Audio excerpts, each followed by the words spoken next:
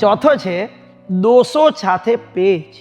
કોઈનું કાંઈક કાપવાની અને કાપીને રાજી થવાની આપણી જન્મો જૂની ટેવ છે.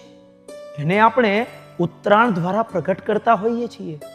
I don't tell by the religious point of view or social point of view. Patch લગાડીને કોઈનું કાંઈક કાપીને કોઈની ઉદાસીમાં ગળા ફાડીને ચીસો પાડવી ને કોઈના દુઃખમાં રાજી થવું, આમાં શું કોમન સેન્સ પણ છે ખરું? પેચ લગાડવાનું ખરું સ્થાન છે આપણા દોષો, એ છે આપણો ગુસ્સો, અને એ છે આપણી હવાસ, એ છે આપણો ફ્રોડ, એ છે આપણી ગ્રીડ. બહાર તો એક મૂર્ખો પણ પેચ લગાડી શકે, એમાં આપણી કઈ સ્માર્ટનેસ છે? જો આપણે ખરેખર ઇન્ટેલિજન્ટ હોઈએ, જો આપણે ખરેખર સ્માર્ટ હોઈએ, તો આપણા દોષો સાથે પેચ લગાવીએ.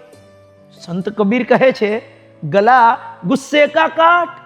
આપણે તો આપણા ગુસ્સાનું ગળું કાપવાનું હતું, એની બદલે કોઈક કબૂતરનું, કોઈક સમડીનું, અરે કોઈકની ખુશીનું ગળું કાપવા લાગ્યા.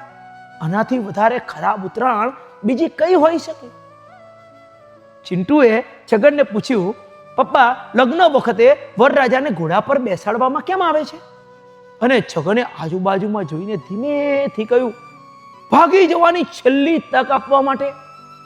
આજે મારે તમને ખરાબ ઉત્તરાયણથી ભાગી છૂટવાની છેલ્લી તક આપવી છે. જો તમે આજે ખરાબીથી ભાગીને ન છૂટ્યા તો તમારી જિંદગીમાં ખરાબી પ્રસરી જશે, જીવન ખાના ખરાબ થઈ જશે.